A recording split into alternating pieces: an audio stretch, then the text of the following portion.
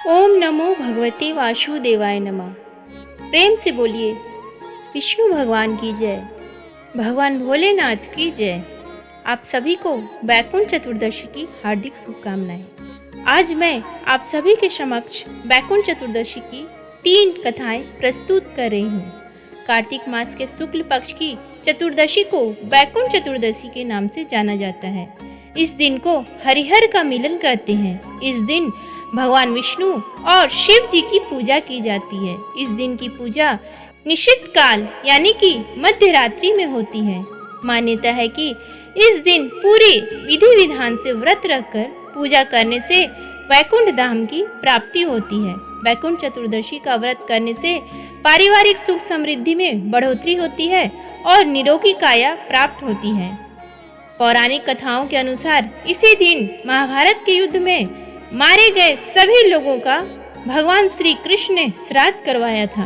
इसीलिए यह दिन श्राद्ध तर्पण करने के लिए भी अति उत्तम है। आइए अब शुरू करते हैं वैकुंठ चतुर्दशी की पहली कथा। एक बार भगवान विष्णु महादेव शिव शंकर का पूजन करने के लिए काशी गए। वहां मणिकर्णिका घाट पर स्नान करके उन्होंने 1000 स्वर्ण कमल पुष्पों से भगवान विश्वनाथ की पूजा का संकल्प किया। अभिषेक करने के बाद जब विष्णु जी पूजा करने लगे तो शिव भगवान ने उनकी भक्ति की परीक्षा के उद्देश्य से एक कमल पुष्प कम कर दिया। भगवान श्री हरि को पूजन की पूर्ति के लिए 1000 कमल पुष्प चढ़ाने थे। एक पुष्प की कमी देखकर भगवान विष्णु ने सोचा कि मेरी आंखें भी तो कमल के समान है, मुझे कमल नयन और कुंडरिका कहा जाता है। यह सोचकर भगवान विष्णु अपनी एक आंख चढ़ाने के लिए तैयार हो गए। विष्णु जी की इस अगाध भक्ति से प्रसन्न होकर देवादिदेव महादेव वहां प्रकट हो गए और बोले, हे विष्णु, तुम्हारे समान संसार में मेरा कोई दूसरा भक्त नहीं है।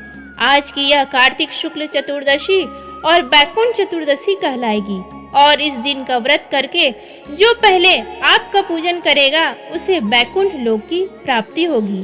भगवान शिव ने विष्णु जी को बैकुंठ चतुर्दशी के दिन ही करोड़ों सूर्य की चमक के समान सुदर्शन चक्र प्रदान किया था। और क्यों कहा जाता है कि इसी दिन बैकुंठ के द्वार हमेशा खुले रहते हैं।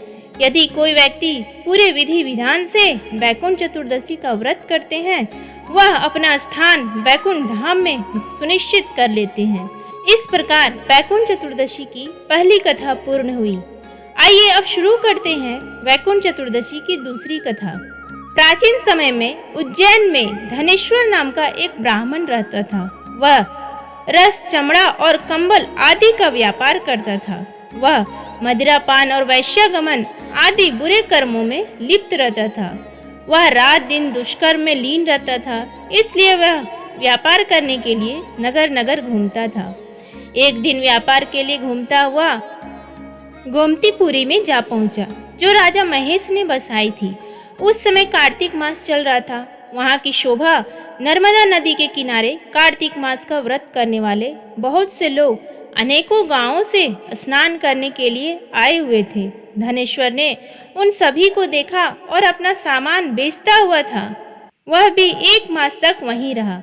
वह प्रतिदिन वैष्णवों के मुख से भगवान विष्णु के नामों का कीर्तन सुनता तथा उनसे बातचीत करता था। वह कार्तिक मास के व्रत का उद्यापन विधि तथा जागरण भी देखता रहा कि कैसे व्रती ब्राह्मणों तथा गायों को भोजन करा रहे हैं और उनको दक्षिणा आदि भी दे रहे हैं। उसने नित्य प्रति भगवान शंकर की प्रसन्नता के लिए हुई दीपमाला भी देखी। त्रिपुर नाम के राक्षस के 3 पुत्रों को भगवान शिव ने इसी तिथि को जलाया था। इसलिए शिव भगवान के भक्त इस तिथि को दीप उत्सव मनाते हैं। इस प्रकार नर्मदा नदी के तट पर रहते हुए धनेश्वर को पूरा 1 मास बीत गया। तो एक दिन अचानक ही उसे एक काले सांप ने डस लिया, जिससे विह्वल होकर वह भूमि पर गिर पड़ा।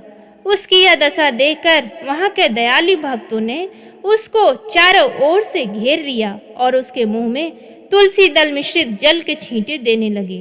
जब उसके प्राण निकल गए, यमदूतों ने आकर उसे बांध लिया और कोड़े बरसाते हुए उसे यमपुरी में ले गए। तब यमराज की अपने सेनापतियों को आदेश दिया कि धनेश्वर को कुंभी पाक नरक में डाल दो। परंतु जैसे ही प्रेरित सेनापतियों ने धनेश्वर को कुंभी पाक नरक में ले जाकर गर्म तेल के कड़ाहे में डाला तो वह कुंड शीतल हो गया। यह देखकर सभी यमदूत चकित रह गए और उन्होंने यह सारी घटना यमराज को बताई। उसी समय वहां नारद जी पहुंच गए और उन्होंने यमराज से कहा, सूर्य नंदन, यह ग्रहण नरकों का उपभोग करने के योग्य नहीं है। जो मनुष्य पुण्य कर्म करने वाले लोगों का दर्शन, स्पर्श और उनके साथ वार्तालाप करते हैं वह उनके पुण्य का छोटा अंश प्राप्त कर लेते हैं।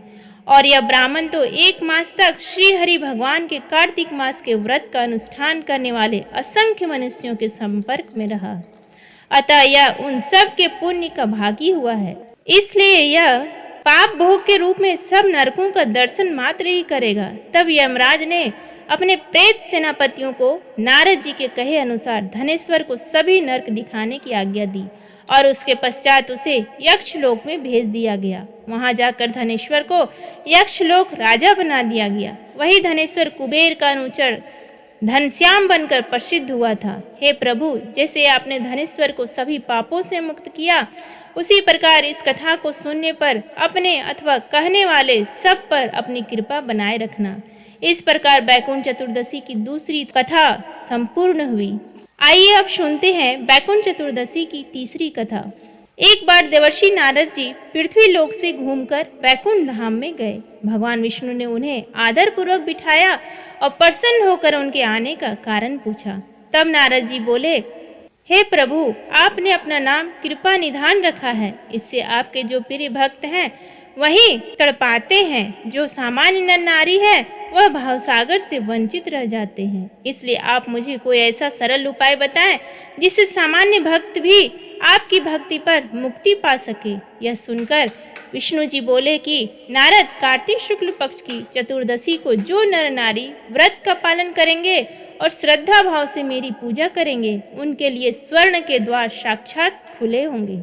इसके बाद विष्णु जी ने जय और विजय को बुलाया और उन्हें कार्तिक चतुर्दशी को स्वर्ग के द्वार खुले रखने का आदेश दिया। भगवान विष्णु ने यह भी कहा कि इस दिन जो भी भक्त मेरा नाम लेकर पूजन करेंगे बैकुंठ धाम को प्राप्त करेंगे। इस प्रकार बैकुंठ चतुर्दशी की तीसरी कथा पूर्ण हुई।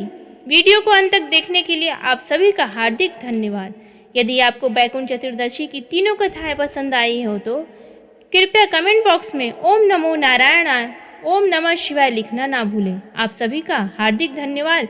जय श्री हरि विष्णु। ओम नमः शिवाय।